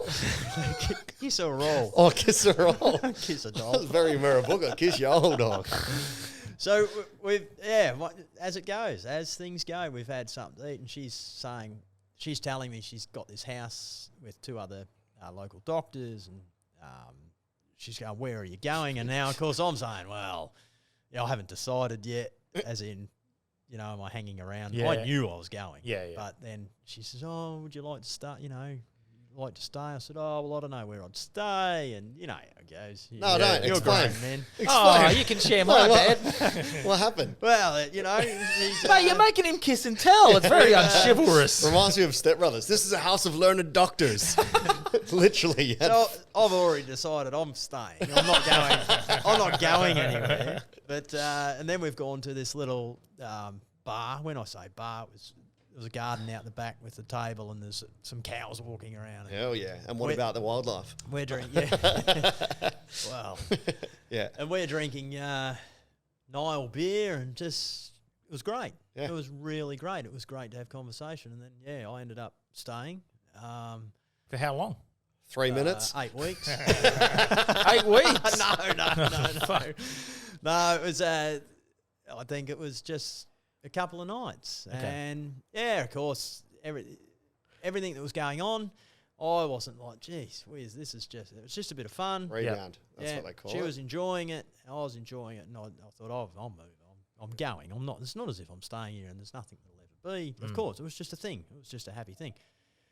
And I left, and of course, though, we've kept in touch. Just through interest, she was interested in my travels. Yeah, of course. And so I've gone. Is that what your dick was nicknamed? Hi, I'm Allan. This is my travels. This is my travels. My sister will listen to this. Thankfully, my mother's computer illiterate. She wouldn't know what's. We'll send her a link. Yeah. So I've gone now to Kenya, Ethiopia, and beyond. And now I'm in Dubai, and this is when the bike gets stolen. And this whole time, Amy and I were done, but now the bike's stolen. And of course, when I say done, we're still friends. But I'm reaching out to her. I'm in a shitty spot. She wanted to support. Now we start talking, and she's like, "Hey, I'll come over to Dubai and I'll help you out." I want to join the trip again. Yeah, right. And if she can join the trip again anywhere, Dubai's the place, because you can buy a bike. Potentially, you can do this. So she comes over. Great. It was amazing, but a lot of water had passed under the bridge a little bit through where we'd already broken down and blah, blah, blah. And anyway, so she comes in, and of course, I'm down the garage at this mate's place fixing the bike, and she's rifling through my emails. Oh, no. It's like a guy going through a girl's diary. She had to go back a long way, but she's found this email saying, from this Dr. Love. Dr. Patel, Arti Patel. She was of Indian descent. Yeah. Yeah. She's very beautiful. Just in case she's listening. Yeah, just in case you're listening, Artie. Anyway. Yeah. Her mother was a heart surgeon, her father was a brain surgeon, so I'm sure she's far detached. She sounds like the original Wizard of Oz. Yeah, some guy sitting in a place in Osborne Park doing a podcast. Oh, now everyone knows where we record. Yeah. Fuck. So, where was I meant to say? But why did she look through your emails? Like, why? Yeah, jealousy. Did you give her the password? No, well, I never had anything. It was just open. Computer's open. Yeah. I don't hide things. As in, I figured I had nothing. I'm not that. Well, she's back here with her boyfriend. I don't sneak around hiding things. Yeah. I got nothing to hide. Clearly, I probably should have hidden that, but Hidden what, though? No, well, that's it. So I don't think like that. So what did she find? Well, she found an email from this girl saying, I miss my "Can't believe travels. the few nights we spent together. It was such an amazing time. I really, Daddy." But you guys were done. Yeah, I know. So, but then that upset her, and then that was enough for us to. She had a decision to go back to a wedding or to join me, and that was the straw that broke the camel's back. She goes, "I'm going to my wedding." She was the best, the Good analogy. bridesmaid, and she went back to that wedding. And you wanted to know, Delby, where life went for Amy. It's in the back of the book.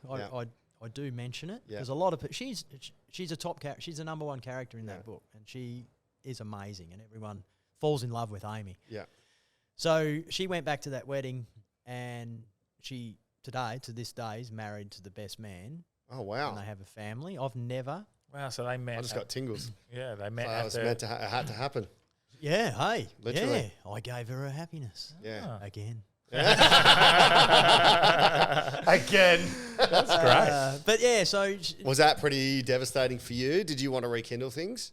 I did, but you can't. You can't fuck push. with fate. You can't. Push something that doesn't want to happen. I guess. And So she left from there, and we seldom spoke then. That's kind of sad. Yeah, and I wrote about it in the book. I wanted her. I always wondered. So we didn't speak, and I wondered if she'd be at the finish line. All the way there. Of the Dakar? No.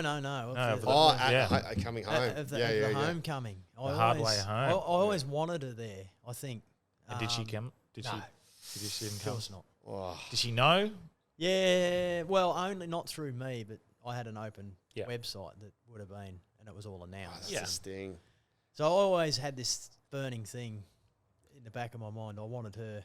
Well, it would have been amazing to see her, but that's the romance of it. And then I got there, and she wasn't. That's kind of. I did reach out to her maybe once. Yeah. I think months later, after I'd gotten back and was back in the system of life, and had a bit of a, an open emotional chat with her, and no, that was it.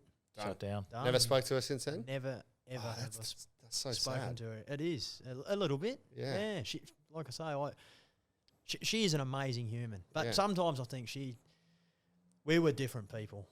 Her morals, her ethics, who she is as a person, is a lot higher than yours. Mine. No, not mine. Mine it's are kind up of there, sad to but go through something so intense with someone and then to have it. We didn't even share that. It would have been nice even to share. Yeah. At the end, I guess, to share things and stories. Or maybe and one day she might reach out. I do think I do agree with you with the finishing something. I was going to say that's parallels to yours. Yeah. So my run that I did, my 80-kilometre marathon run, I was always assuming my wife and daughter were going to be there at the end, and it was going to be someone to at least just go and hug. Yeah. And because you shouldn't have banged that fucking doctor at the 40k mark. But the week prior, me and my wife separated the week prior. Wow. So how'd you manage to go on and do well, it? yeah, we did a whole podcast, and the listeners don't want to hear about it again. But it helped. It was motivating. It actually was motivating to get me through. Yeah. But then finishing line, having someone there, anyone. Like at the end, I was still hoping that Buddha and Whitey would just be there to high five me or someone that was in town. No one was there, and it was just like, fuck! Like I've achieved this fucking huge thing, and no one's. Because someone like that, specifically close, the people that you that want, close, to you, they appreciate it. Whereas I had all the people when I arrived. Dirk was there, but they pat you on the back. Yeah, you're not after being a hero or none of that, but you just want that closer connection. Something. I don't know what it is. Yeah, there was something that it was is just either. it didn't feel. Is that a little bit of ego though? Because really, Maybe. you're doing the trip for yourself. Well, it should be intrinsically motivating to finish and be like, I did it. Well, but you always want other people to go, oh, I'm so proud of you. What a great job. Exactly. I know what you went through and I respect it. In hindsight, I looked back on my one and just went, this actually created something better and bigger and more like more for me. So maybe it was the same for you, but yours is a far bigger, epic, more epic. Well, that was 2.5 years, and I shared so much of it with her. Yeah. But, if anyone knows Amy, tell her to reach out. No. Because it's also... I've ruined her life once. The nostalgia of it all, like, as well, Yeah. it must be... like when you look back on things with nostalgia, it always amplifies things. And then if you were to revisit it, and we talked about it before, like revisiting something and thinking it can be just as good, it might not be the same. So maybe if you were to rekindle with her at some point, you'd let yourself down. You'd be like, definitely. she's I never not. would. It was never. But you know what I mean? Like that never. could be that sort of situation where like, you're not that person anymore. Or, that's the person you met on the trip, and when you're back to normal life, they're a dickhead. Yeah. Or they're just, you're so different. Yeah. Happens heaps. I You always meet think- people traveling up, they're so cool, and then you meet them again in a different context, and you're like, just because we were traveling for a week and fucking we didn't have any other stipulations of society around us. Yeah. But I don't know. Do you think people who are so the same and so similar are never good for each other? Because I feel like they inhibit each other's poor qualities as well as their good qualities, but they sort of... I think you have to have enough like differences to list, like let's say like Yeah. you're different enough, like you're really into motorbikes and that's something I know nothing about, then I can vibe and learn shit. Yeah. But if I already know everything about bikes and I already know everything about it, then I think it's Mm. boring. Yeah. But it's also, I think it's value I'd say in 70-30. Yeah, someone that you have your problems or things you're doing, and if they haven't got an interest in it, they can be a voice of reason with. Yes. They give you other what I other was getting views at. on things. You're going through something, Yes. and they'll tell you there, and it's like, oh, shit. Yeah. And if you're That's too so- similar, you'll almost just reinforce what they're thinking and not give them that side of it.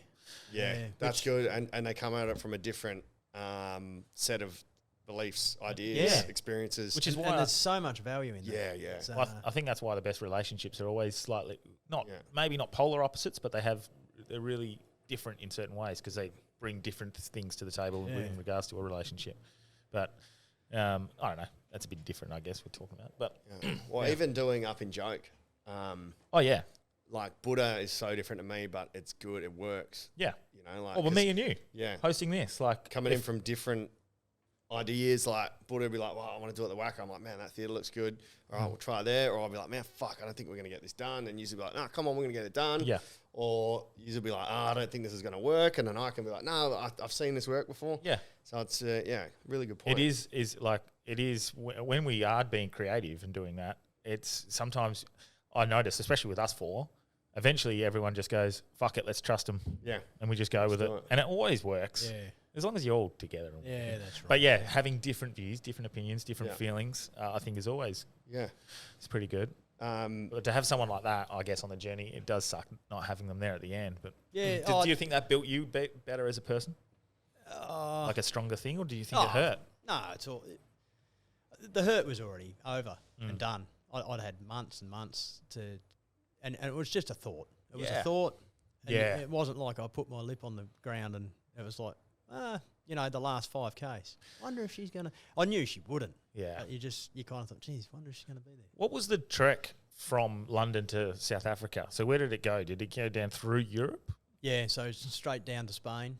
So France and You've read the first half of the book. Yeah, but like Spain, and then I read it about 3 years ago when Burnsy gave it to me, and I was telling Delby I got this like ADD thing. I guess it would be ADD. Come on, Jordan De Goa. You didn't touch anybody inappropriately.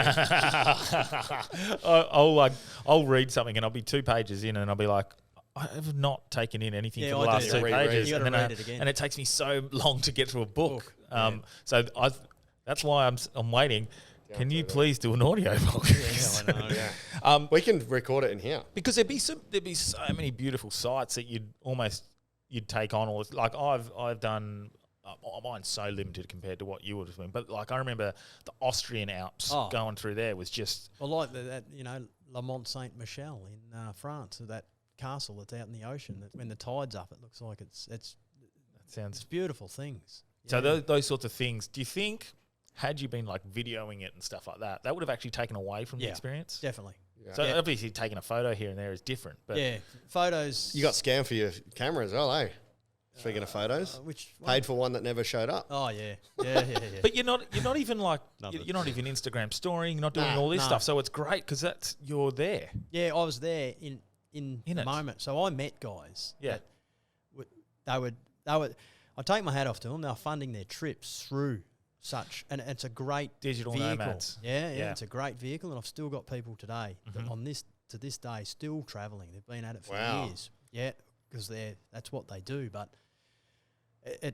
I travelled with them for moments, and they're pulling up to do this, to do that, and hang on, you'd be there having dinner, and they'd be like, hang on, I've got obligations, which it really took away. I didn't have a mobile phone for the whole time. That's because it got nicked, mate. But that's it did. But someone went into your room. Yeah. Where was that? That was Tanzania. Yeah, I got. And then they bashed the fuck out of him, and he still escaped. He still had my phone in his pocket. Yeah. And I guess the photos are good for when the memories fade.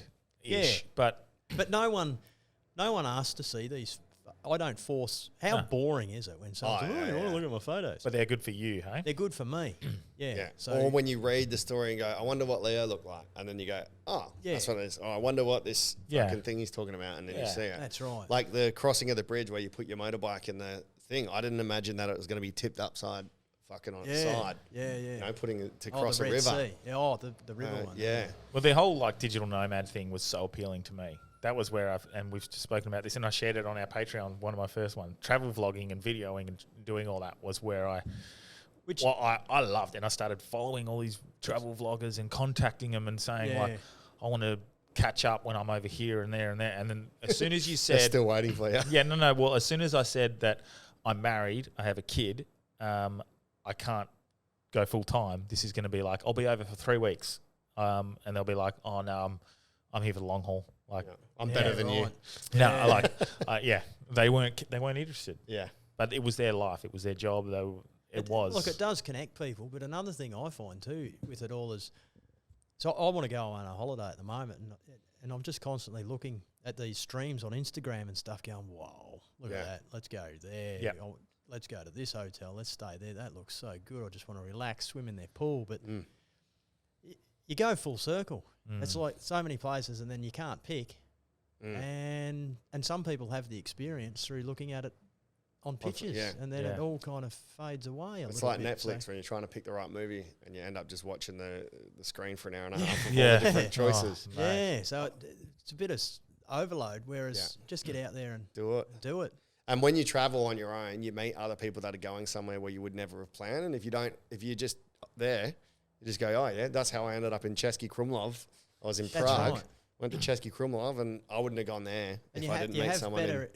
Some of the biggest shitholes on the face of the earth. Yeah, I've had the best times, yeah, and you Perth's would never awesome. go. Yeah, that could be an idea though for your photos, is put them through the gram, which no longer exist. None of them. They've been deleted. They've remember, been deleted. Like everything. Yeah. Fuck. What about? Oh Jesus. Yep. My whole computer got wiped by a disgruntled. Have you still got the computer? Because I reckon you might be able to. I've just given it to I gave the hard drive to a friend. See if they who can. has such tools at their disposal and nothing. Oh, that's fucking. So, yeah. People like that need to fucking just reach enlightenment. So it was a moment I had actually when I discovered that. Oh, because we're talking about this. This isn't for other people; it's for you. Yeah, it's for me. Yeah, and I can go through. I used to click through those photos, and I 99% of them I could. I remember when I pushed the button. Yeah, because it was a story. The other 1%, it was the polish. That's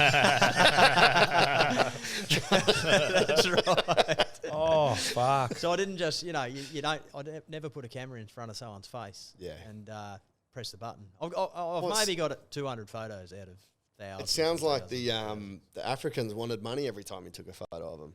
Every single time that you did like any of the red ochre ones or they did. Everyone had their hand out wanting. Yeah, which fair enough. They were onto it before media. They were onto it before copyright. I'm an influencer. Yeah. So I tried to not take any photos of those, but it's just the locals in their village or whatever, and you're there taking a photo or something. Some of the best photos I've got, I remember taking a photo of a hippo in a lake in Rwanda, and this lady walks past carrying some wood on her head, and I'm showing her now the photos that I'm taking of the hippo, and they're amazed. It's like, wow, digital camera, look. Yeah. Then you gesture, hey, can I take a photo of you? And they're so natural. Yeah. And so beautiful. And then you take the photo and show them, and the look on their face. Love it? Love it. Couldn't believe it. Yeah. Another romantic thought I've always had is you'd love to take those photos and do the trip again, which you wouldn't, and go to these photos I took of a 12-year-old boy playing with a wheel. Or, I should up his age, shouldn't I? I was just about to say, make sure you finish the sentence. Kids playing or whatever. They're all. This is 2007, 8. They're all grown people. Imagine you wouldn't find them all, but I reckon you could find some of them. And say you go to the village and say, look at this. Who is this? We should definitely do a trip with Al and go to one of his places that you've been to and try and track down some people. I definitely want to go to see Dirk. Yeah. I told him. I said, if you come to Perth, mate, you got to. We got a show. Get you on together. Like, few drinks. Oh yeah. The photo of the elephant drinking the pool water. Yeah. Did they make that chlorine or salt, or the elephant just didn't chlorine. give a fuck? The elephant didn't care. What the fuck? Did it die? No, it doesn't ever. It's a problem in the camp Just hooked on chlorine. they're forever topping the pool up Fucking because they hell. come in and drink. Jeez. And the other one I was wondering about was the belly button thing, where you were saying all their belly buttons were fucked from the umbilical cord in Africa. Yeah, What's that all about? I can't explain it properly, but they have a lot of the young kids have protruding belly buttons that stick out maybe 2 or 3 inches. Jealous. And That's huge. it can be fixed, but yeah, I think it was. I'm sure there's people maybe listening that would correct me, but it's something to do with Dr. the way Patel. they tie their thing, and it might whether it gets infected or whatever. Yeah, Yeah. okay. Like it's something we never ever see here, I Yep. guess. But yeah, it's very common. That's exactly how they cut off my my Dick. my 6th finger.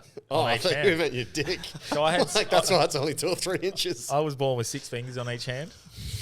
Look at him judging me, motherfucker. So I had, you can see there, anyone watching at home maybe, there's a couple of little tabs on the end. Yeah, right. And so just as I was born. On each hand? On each hand, yeah. Mum and dad. Mum had 6 fingers and my granddad had 6 fingers. My uncle had 6 fingers on each Porn hand. star's dream, they call it. Yeah. And they would tie it around like they do with the umbilical cord. They just tied string around the things. And Yeah, I think okay. Mum said she was breastfeeding me one day and she's like, oh, it's fallen off. You know Like that. a lamb's tail. Yeah. So, yeah, exactly. I guess what cuts off circulation. But, yeah, I don't know what it would be behind the kids. Yeah, it was quite common. What have you found there, Delby? Oh, there's so much, man. But it tripped me out. I think you spoke about it on the last potty, but some people were on bicycles. Some people were doing bike rides. Yeah, that you bumped into. There's loads. They were doing bikes through Africa. Across the world, through Africa. I was travelling and there was I forget his name now, but Japanese guy that everyone talked about. Oh yeah, I met him here, or I met him there, and I met him in Iran. What the Out the front of an embassy. Ironically, he wasn't running; he was riding. riding. So across. So Iran. he was riding a bicycle. So he'd been riding a bicycle around the world for 7 or 8 years. What was his name? Yotoshi Nakamura, the guy that made Bitcoin. It's just no one knows what it is. That's where he was loaded. hiding it. Yeah. Now we're And they do it on a whole another level. They Fuck. They average about 100 kilometres a day. Gee And whiz. They're doing it from Europe to Cape Town, they're all over the world. And the other thing that I noticed this he is kept just doing. standard. Yeah. There'll be who knows the numbers, but there'll be hundreds of people out there right now on some kind of world, global, riding their bicycle. It's like I'm saying. Part of me sees, like reality versus fiction or expectations versus reality. I see this The Secret Life of Walter Mitty, like riding a skateboard down a hill in fucking Norway or Finland or something in this scenery. And then I also see like just some poor bloke on a bike fucking complaining about blisters and shit. I see him in Africa just having the worst time ever. I couldn't think of anything worse. Because that's what would go through my head. I'd be like, this is going to be amazing. I'm going to ride my bike to the Swiss Alps. I'm going to be like, oh, this is so good. I get taking tired photos. just driving around Perth on my bike. And I just know, like, any sort of adventure I've ever been on has never been that great. The end destinations have all been like where you want to get to. But even just going on a fucking road trip in Thailand on the minibuses there, you're trying to get, like, that's fucking horrific. Yeah. Right, especially when you need a shit, stuff. man. That's every time you had a shit, you had a crowd around you, right? That was a game I played every day. Well, believe it or not, Who can spot me shitting? Yeah, Africa's full of people. Yeah. They're everywhere. Yeah. Of course it is. So you have the village, and then they walk out of the village and chop the wood, and then all that wood's chopped down, so they just go further and further and further. And there is literally people in most places, not in the middle of the desert. It tripped me out. Like, whenever you get your bike stuck or fall over off this Someone beaten there. track, someone's there to help you pick it up. I'm Whether like, what it's the fuck? A lady in her beautiful cottons or a couple of young kids playing or whatever. And always getting some kids to pick your bike up with you. And you're always deliberately picking the harder track. Yeah. Why? Well, I didn't want to take the easy road. Yeah. I wanted the challenge. I understand that, but there's some places where if you fuck up, you die. Yeah, I know, and You I know? I never considered that because I always... I'm thinking every single time you're like, no, there's this piss that no one's ever done. How do you say it? Pissed? Pissed. Yeah. No one's ever done this piss. So me and Amy were like, yeah, we're going to do it. And I'm thinking, if you fucking fall over or get stuck, you're dead. Or you fall off the fucking cliff like old mate did in Yemen. Oh, no, look, I do look back now and go, geez, if you broke your leg out there, you're screwed. Yeah. But what helped me make all these decisions is, A, I knew I had the ability to ride the motorbike. B, I knew the motorbike was good.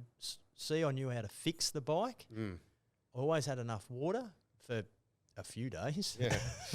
I guess you die eventually, but I was prepared. I was well prepared, and I was confident in taking it on. Yeah. And every time it worked. And maybe that's because I had everything ready. Do you think these people who get stuck out in the outback and stuff, do you think they are resourceful like that as well? Or do you think because they're dead? Do you think they're like dumb fucks?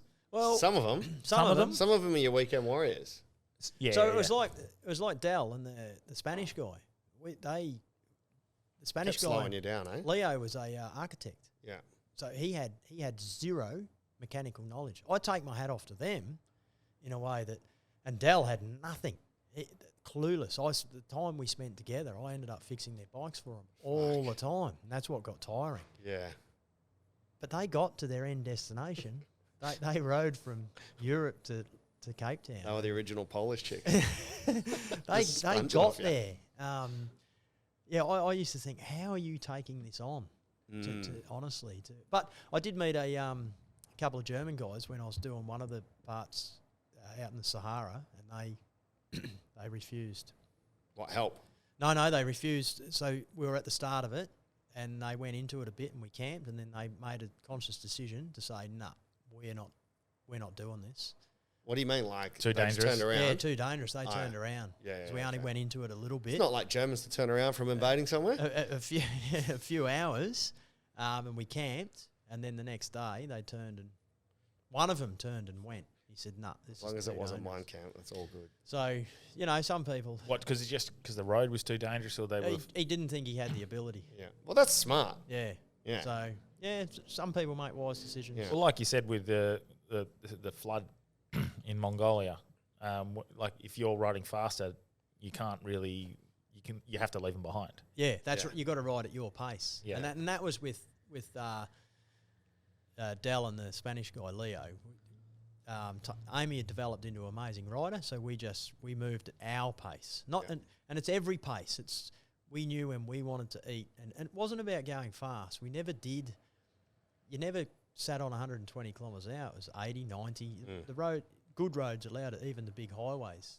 That's all you do. But we knew you only might do 400 kilometres a day, or 200 or 300. But drive to the conditions. We travelled at our speed overall, and they were just on a whole nother level. Yeah. The other thing, I reckon, you nearly got to go soon. The other one that was kind of cool that we didn't talk about too much last time. You got to see gorillas. Yeah, like it felt like in the book you really wanted to see elephants, giraffes. Yep. And then you hit those goals, and then you did the gorillas as well. What was that like? Because that sounded pretty fucking cool. Yeah, they were. That was quite something. There's two types. There's your lowland on West Africa and your highland. And your highland on East Africa. Yeah. So I saw the lowland. They're the same. They look the same. Lowland's gorilla, the scientific name. Is it? Yep. It's a good categories one. Yeah, right. Yeah. What? Yeah. Yeah. They're official gorilla. They're genus, species, and I can't remember what the other one is. Is gorilla. Oh, fine. Okay. Yeah. Yeah. So then they look the same. Everything's the same. Just one live in the high mountains and one live in the lowlands. Yeah. So went to the West Africa ones in Central African Republic. Which I didn't even know was a country until I read it in there. Yeah. That's a pretty nasty place. CAR. But it was something I've always wanted to do. Opened my eyes a little bit.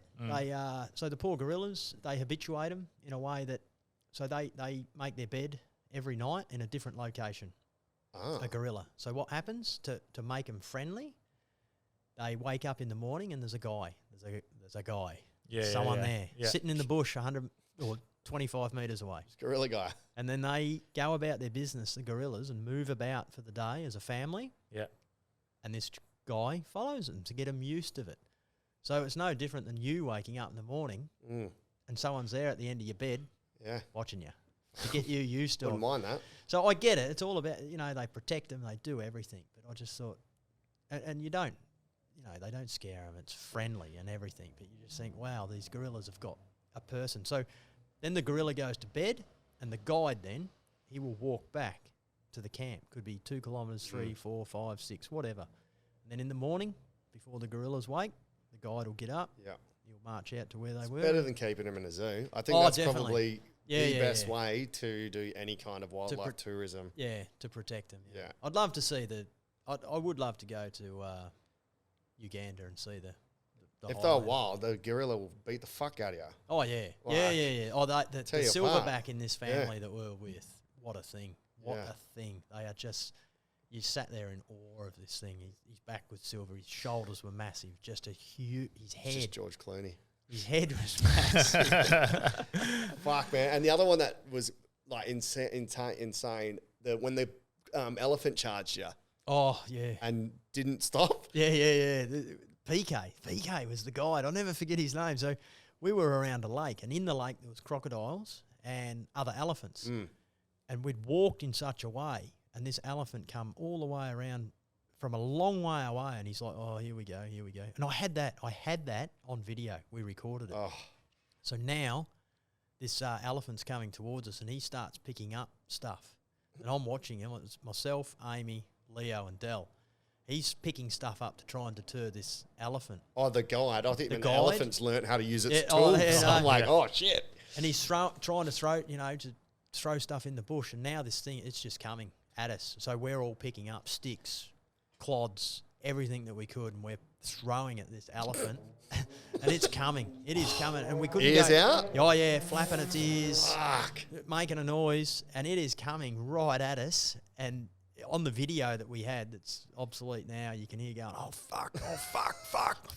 And you can see me picking stuff up. Because someone had their video on, but it was on the side, and it was like it's like what you find with the grizzly bear guy. It's just yeah, and it was coming, and then and we couldn't go backwards because that would have put us in the water. And with the crocs. Next minute, the guys picked his gun up and he fired shots over its head. Yep. And that deterred it. Okay. It turned around, but he goes, that's the first time in like 20 years that he's fired his gun. Oh my God. He was. That's a nice ivory chain you're wearing today.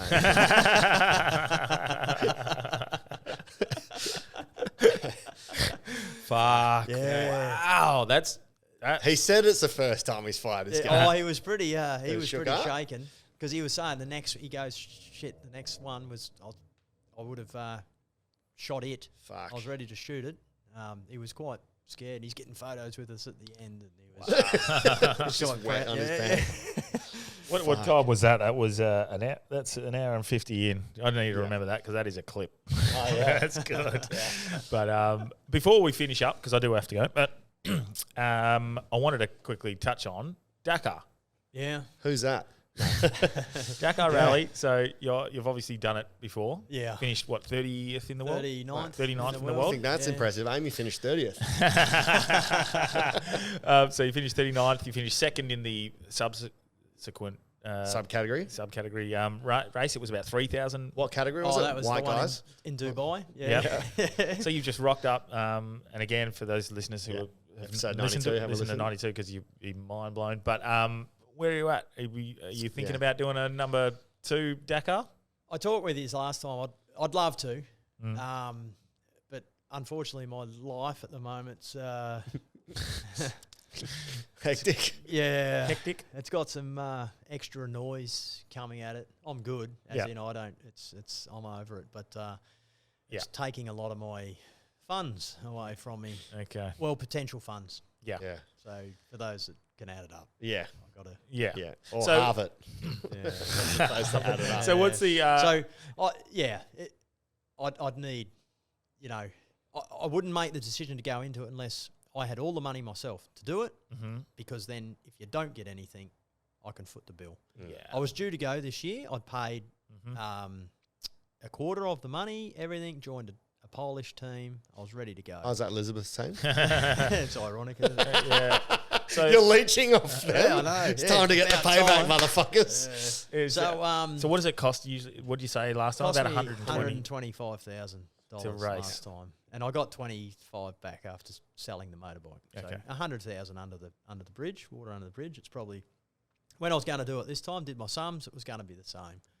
Yeah, and I got busy training. I'm still.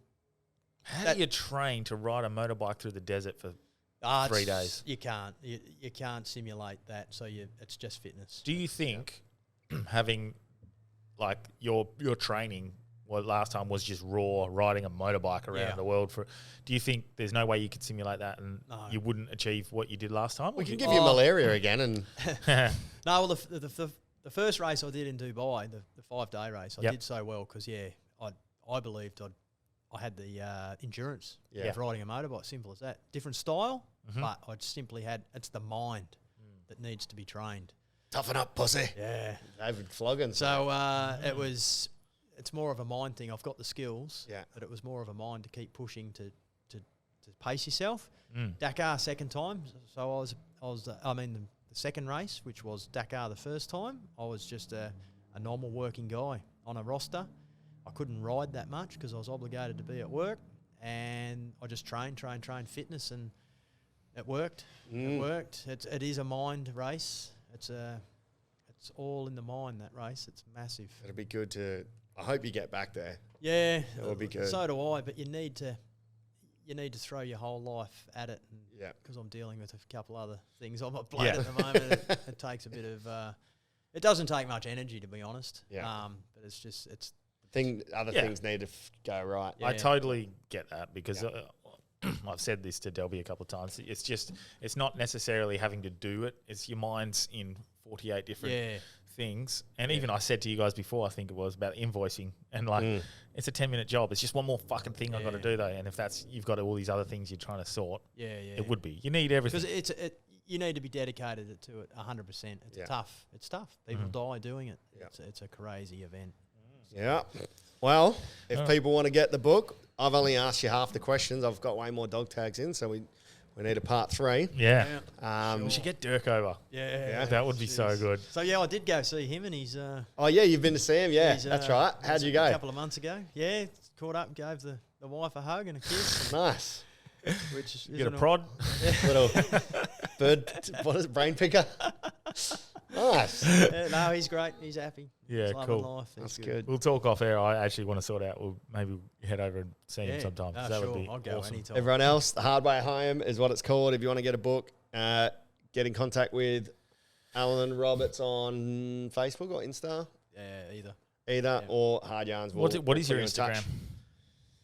You've That's shared a good question. Actually, do you know what? You tagged us in something before, so I'll be able to tell you what it is. It is. First story I've ever done. Wow. So you got your own thing now.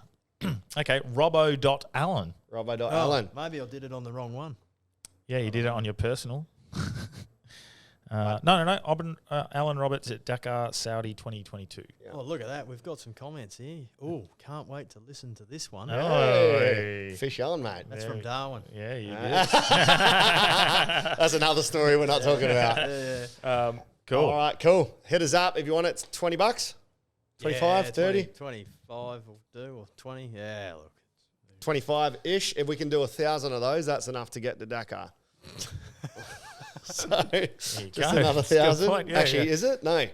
We need 4. Yeah, we need 4,000, 5,000 of them. If you got 4,999 mates, if every one of our listeners bought one, you'd be 21. You'd be a fair way there. There you go. Actually, yeah, we average about 1,200. So do something for us for once, listeners. You fucks. No. Oh, do something for our guests. Yeah, no, we do appreciate you. That sounded really bad. But you're all cunts if you don't buy his book. So. Yeah, that's right. All right, legends. Do you have anything else quickly, Delby? By the time this goes out, Who's Rhyme is on Sunday at the Elford, 7:00. We would love some tickets to get sold. It's me and McShane. Last show we did there, we had like 34 odd, and it was fucking sick.